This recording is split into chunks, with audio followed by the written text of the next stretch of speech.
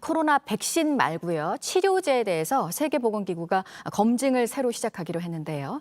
다른 질병에 쓰이는 약들인데 코로나에도 효과가 있을 수 있어서 조사를 해보겠다는 겁니다. 보도국 연결해서 알아보겠습니다. 강보들 기자, 세 가지 약에 대해서라고요. 네, 이번에 검증 대상이 된 건 말라리아 치료제인 알테수네이트, 특정 유형의 암을 치료하는 데 사용되는 이메티닙, 면역체계 질병 치료에 사용되는 인플릭시맵입니다. WHO는 이 약들이 입원 중인 코로나 환자의 사망 위험을 줄일 가능성을 전문가들이 인정해서 선정했다고 설명했습니다.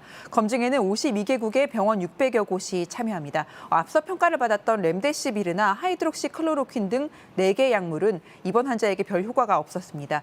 코로나 확진자는 지난주에 2억 명을 넘어서 11일 2억 400만 명에 달합니다. 1억 명에서 2억 명이 되는데 6개월밖에 안 걸렸는데요. WHO 사무총장은 현재 추세로라면 내년 초에 확진자가 3억 명을 넘을 것으로 내다봤습니다. 네, 성추행 의혹을 받는 쿠오모 미국 뉴욕 주지사가 사퇴를 발표했고요. 이제 2주 뒤부터 뉴욕 주지사를 맡게 된 사람이 호컬 부지사인데 기자회견을 했습니다. 전임자와 좀 선을 긋는 모습이었다고요. 네, 캐시 호컬은 2015년부터 부지사직을 수행했지만 쿠오모의 이너서클엔 들지 않는다는 평가를 받습니다. 현지 시간 11일 첫 기자회견에서 호컬 자신도 이런 점을 강조했습니다. 들어보시겠습니다.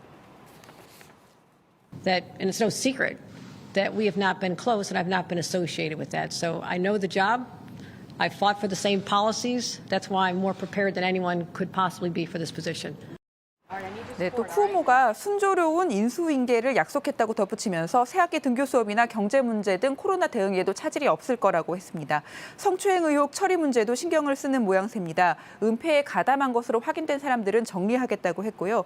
자신의 임기가 끝날 때는 뉴욕 주정부의 업무 환경이 유해하다고 말할 수 없도록 노력하겠다고 했습니다. 네, 그리고 이 산불 피해가 큰 터키에 이번에는 폭우가 내려서 또 피해가 났다 그러네요. 예, 남부의 산불이 완전히 잡히지 않았는데 현지 시간 11일 흑해와 접한 북부에 폭우가 내렸습니다.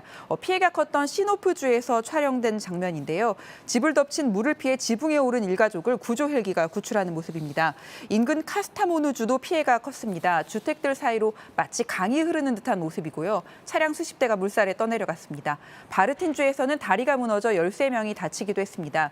이번 홍수로 현재까지 1명이 숨지고 여러 명이 실종됐습니다. 터키 당국은 추가 산사태 가능성이 있다며 안전한 곳에 머물러 달라고 당부하고 있습니다. 원래도 흑해 인근에는 폭우 피해가 잦은 곳이긴 한데요. 온난화로 더욱 강도가 세졌다는 게 전문가들의 분석입니다. 지금까지 아침엔 지금 JTBC 강버들입니다.